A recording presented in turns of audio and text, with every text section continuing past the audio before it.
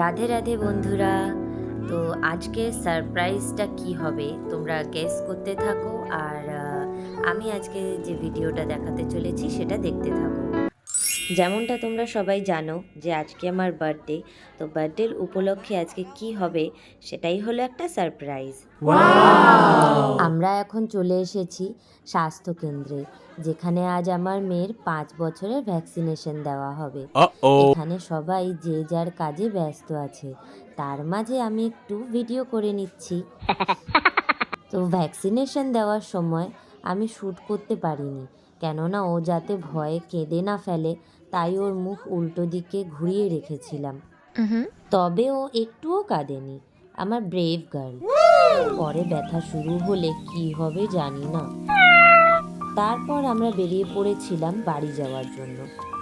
Actually সেটা আমার মনে হয়েছিল, কিন্তু যখন আমি দেখলাম আমাদের রাস্তা বদল হয়ে গেছে, ও আমাদের নিয়ে অন্যদিকে চলে যাচ্ছে, তখন আমি চিন্তায় পড়ে গেলাম যে এখন আমরা কোথায় যাচ্ছি।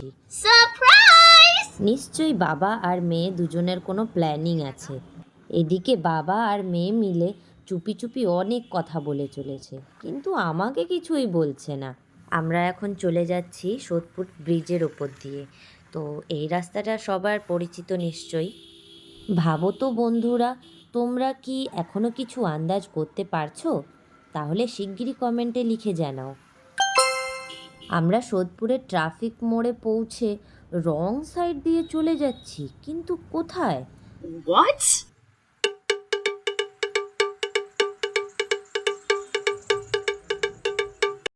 এরপর আমরা গলিগালার ভিতর দিয়ে কত রকম দোকানপাট অতিক্রম করে কতজনের মাঝখান দিয়ে এখনও চলে যাচ্ছি আর চলেই যাচ্ছি, কিন্তু এবার আমি একটু একটু আন্দাজ করতে পারছি। তোমরা কি পারছো? No. এখান থেকে বেরিয়ে আবারও রং সাইড দিয়ে উঠে পড়লাম রোডে। What? এত ট্রাফিকের মাঝখান দিয়ে চারিদিকে দেখতে দেখতে অবশেষে এখনো পৌঁছায়নি বন্ধুরা, চলতে থাকো চলতে থাকো। তারপরে এখনো আমরা রং সাইড দিয়েই চলে যাচ্ছি আর চলে যাচ্ছি।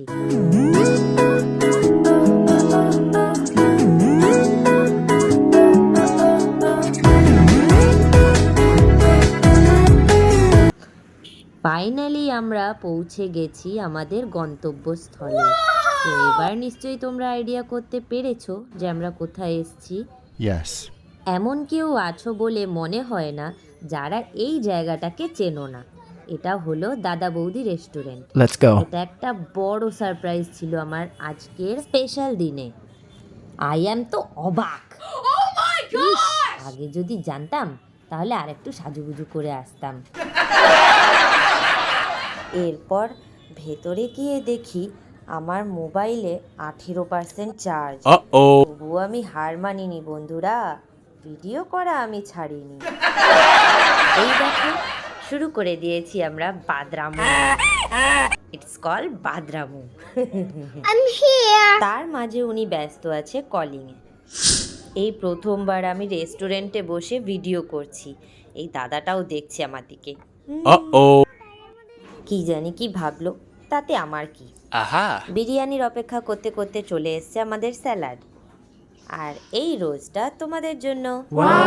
কি সুন্দর লাগছে না দেখতে, কিন্তু এটা পুরোপুরি আমার ক্যামেরার কামাল, এত সুন্দর ছিল না ওটা। আমি তো মোবাইলই ঘেটে চলেছে। তার মাঝে আমাদের বাদরামু।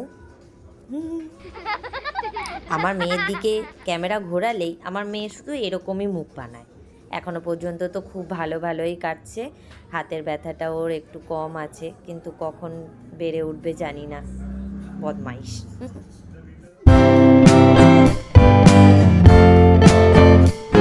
আরে এবার তো বিরিয়ানি নিয়ে আয়, বিরিয়ানির নামেই খিদে পেয়ে যাচ্ছে। Here is our biryani, special mutton biryani. তোমরা যদি পিসটা না দেখতে পাও কিছু মনে করো না, আমি কিন্তু লুকাইনি, হ্যাঁ। এটা কিন্তু ওরা এভাবেই ঢেকে দিয়েছিল, তবে তোমাদের দেখাতে পারিনি। এই আমি খাওয়া শুরু করে দিয়েছি, আর ইয়াম্মি। এই দেখো লাস্ট বেঁচে গেল, আমরা আর খেতে পারছি না। খাওয়ার ফেলা তো ঠিক না, তাই আমরা এটাকে প্যাক করে নিয়ে যাব বাড়ি। খাওয়া দাওয়ার পরে আমার তো চেহারার অবস্থা খারাপ হয়ে গেছিল। দেখো ঠোঁটের লিপস্টিকগুলো কি বিচ্ছিরি হয়ে গেছে। এবার মুছে নিই ভালো করে, নাহলে লোকে আমার দিকেই তাকিয়ে থাকবে। এর মাঝে ও কি করছে দেখি তো। ও মনে হয় বিল পেমেন্ট করছে। তা বিল পেমেন্ট করার পরে আমাদের লাস্ট কাজ হলো মিষ্টি মুখ করা। বিরিয়ানি মানেই দাদা বৌদি রেস্টুরেন্ট। তো আজকের জন্য টাটা বন্ধুরা, বাকিটা ইতিহাস।